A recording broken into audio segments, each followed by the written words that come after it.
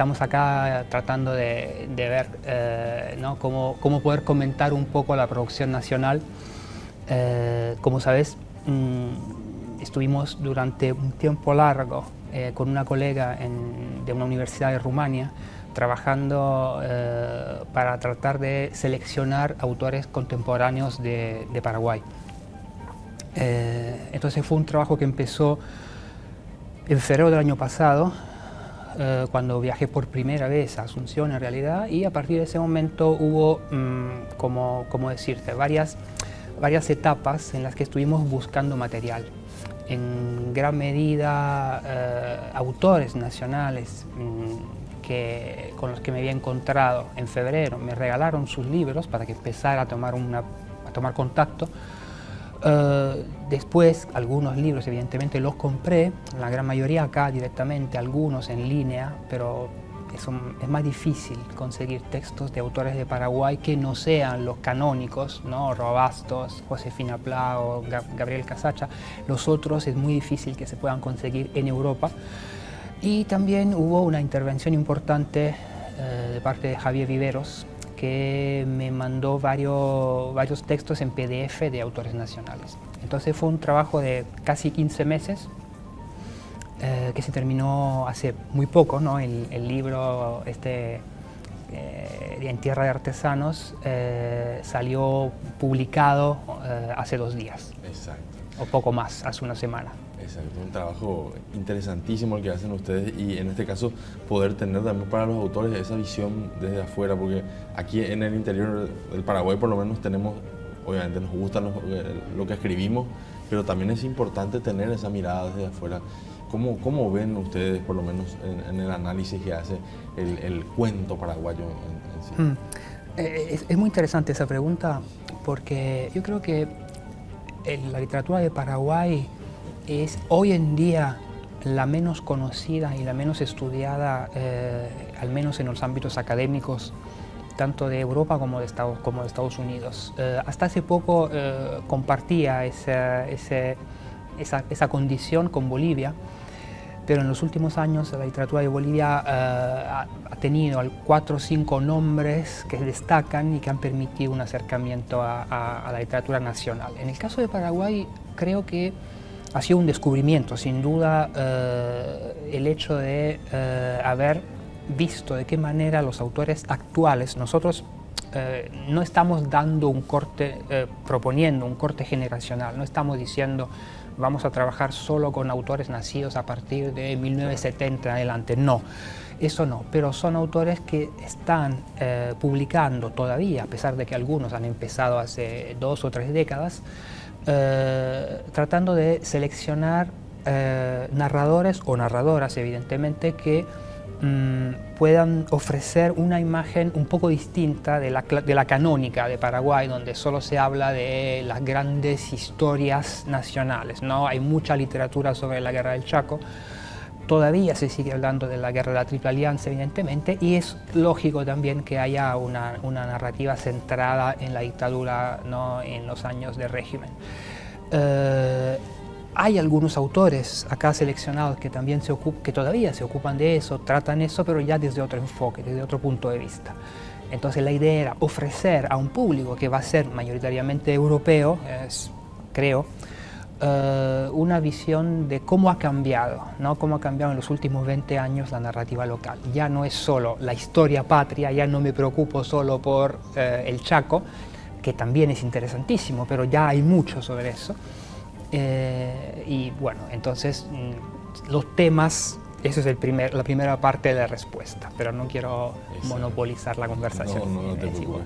Justamente eso te quería preguntar, ¿de qué escribe hoy el autor paraguayo?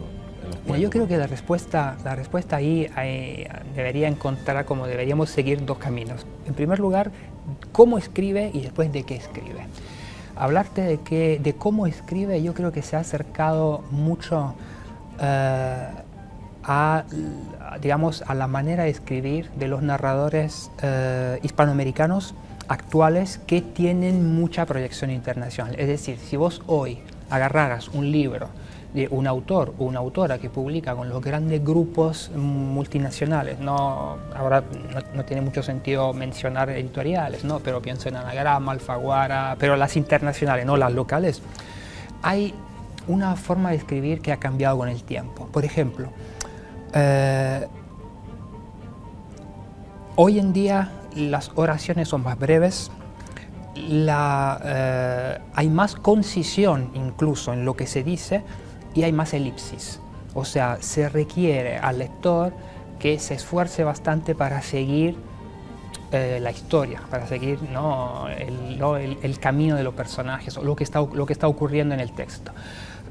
Y hasta hace 2 décadas, mi sensación por haber leído a los autores del cambio de siglo, entre 1900 y 2000, era que todavía en Uruguay se usaba una prosa muy elegante, pero un poco, como decir, ya fuera del tiempo. Claro. Ahora no, hay autores que juegan con la ambigüedad, hay autores que juegan con situaciones que nunca se explicitan, nunca se aclaran, y esto, que nos guste o no, es otra historia, pero el tema de fondo es nos estamos acercando, quizás también porque es más fácil la comunicación entre escritores, a un tipo de escritura que podría ser interesante para un público internacional. En cuanto al qué, como me preguntabas, ¿no? Dice, ¿de qué escriben? Es muy variado y muy difícil contestarte. Hay autores que, por ejemplo, tratan de algún modo hay una revisión de lo fantástico. Por ejemplo, se me ocurre José Pérez Reyes, que trata mucho el tema de lo fantástico en el espacio urbano. Hay autores que trabajan con una visión, con un estilo casi periodístico, una representación de la vida diaria de Asunción, siempre con aspectos muy peculiares. Pienso en Bernardo Nerifarina, por ejemplo. Y autoras, sobre todo escritoras, que juegan con ese discurso que te decía de la ambigüedad, de la posibilidad de que haya algo ominoso, siniestro en los textos que el lector tiene que desentrañar de algún modo, ¿no? Pienso en Ana Miranda, bueno, eso es un poco Temas que de repente son más universales, o sea, que están dentro de todo de lo que pueda llegar a disfrutar cualquier lector de cualquier parte del mundo. Yo creo que esa es una de las claves. Siempre es difícil dar una respuesta unívoca, porque también es verdad que en algunos casos el público lector a veces quiere conocer algo más de un determinado contexto sociocultural. Entonces dice, si quiero leer a un paraguayo y compro un libro, ¿qué es lo que me interesa? Que trate temas universales o que me diga algo de su país. Entonces ahí también está un poco la disyuntiva y la complejidad, ¿no? En el momento de elegir el tema. Pero sí, básicamente sí, es más común que haya un alejamiento de las historias nacionales. Yo creo que esto está pasando, para darte una idea, para entender un poco también en el marco de la literatura española. Por ejemplo, hasta hace 15 años la cantidad de títulos dedicados a la guerra civil o a la dictadura de Franco era abrumadora. Ahora ha disminuido un poco y sobre todo se enfoca desde otra perspectiva. Ya no son los protagonistas que cuentan no sé, en la batalla del Guadarrama, sino autores que se ponen en lugar de hijos o nietos y entonces lo que cuentan es una historia que han escuchado sin haberla presenciado. Y eso es un poco lo que creo que también están haciendo los autores de acá, ¿no? Ya no es simplemente, ahora te cuento lo que pasaba con la Caperucita Roja en los tiempos de la dictadura, sino soy hijo de una persona que pasó por eso y el relato que te hago es un relato posible. Me lo contaron mis viejos, habrá sido así, ¿qué habrán cambiado? ¿No? Y eso le da un cierto margen de, ¿cómo decir?, de incertidumbre, que es bueno, claro, a mi manera de ver. Claro, es como ver la historia desde otra perspectiva. Tomando distancia. Tomando distancia, claro, ya la historia contada desde otra historia. Claro. Súper interesante y también un poco explora más el lado humano, que es lo que vemos justamente en Tierra de Artesanos, ese lado humano centrado en los personajes, ¿no? Sí, yo creo que ahí lo que te decía antes, por ejemplo, ¿no? En el caso de la narrativa que se ocupa de representar en la ficción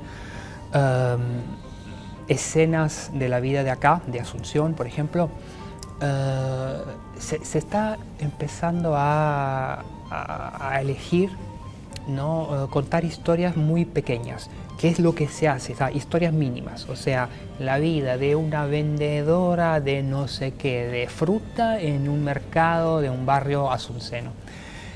Y eso hace que el texto deje de ser una simple, un simple cuadro costumbrista, ¿no? Y empiece a ser una representación de una historia personal, entonces convivencias íntimas. El costumbrismo hacia lo contrario, te decía, bueno, entro a un café, veo en la primera mesa hay un señor de gafas leyendo un periódico, en la segunda una señora gorda hablando con su hija. Entonces era como una suerte de fotografías del mundo que estaba en un determinado contexto.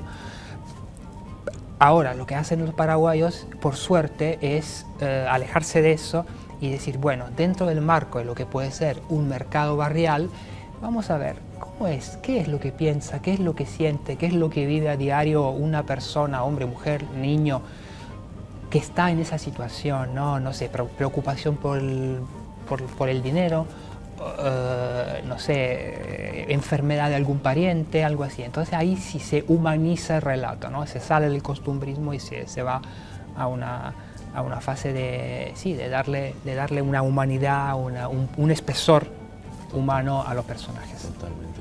Queremos hablar también un poco acerca de tu trabajo como autor de literatura y estaba aún la noche, que también es un libro de cuentos tuyos que se publica acá en Paraguay con la editorial Rosalba. Sí, se publica acá en Paraguay gracias siempre a la generosidad de Rosalba, de la editorial.